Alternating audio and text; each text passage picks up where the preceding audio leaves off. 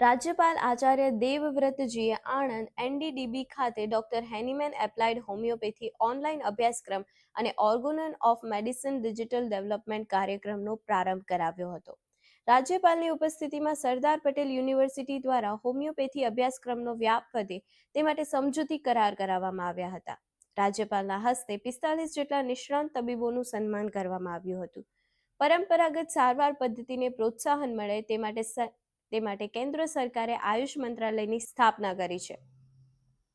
ચોક્કસ લક્ષણો સાથે હોમિયોપેથી સારવાર પદ્ધતિમાં ઉપચાર થવાથી તેના અદ્ભુત પરિણામ મળે છે. હોમિયોપેથી તબીબોને સમર્પણ ભાવથી કાર્ય કરવા અને નાગરિકોમાં બીમારી ન આવે તે માટે પ્રાકૃતિક જીવનશૈલી અંગે વ્યાપક જાગૃતિ ઊભી કરવાનો અનુરોધ કર્યો હતો.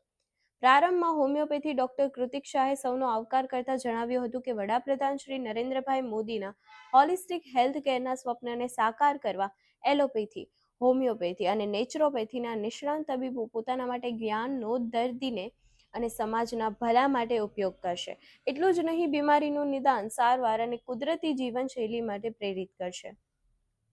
આ પ્રસંગે રાજ્યસભાના સાંસદ ડોક્ટર જશવંતસિંહ પરમાર, સાંસદ મિતેશભાઈ પટેલ, સરદાર પટેલ યુનિવર્સિટીના કુલપતિ ડોક્ટર નિરંજન પટેલ, કલેક્ટર પ્રવીણ ચૌધરી, જિલ્લા વિકાસ અધિકારી સુશ્રી દેવાહુતી, દેશમાંથી પધારેલ નિષ્ણાંત તબીબો, કોલેજના આચાર્યો, ફેકલ્ટી, પ્રતિનિધિઓ સહિત વિશાળ સંખ્યામાં વિદ્યાર્થીઓ ઉપસ્થિત રહ્યા હતા.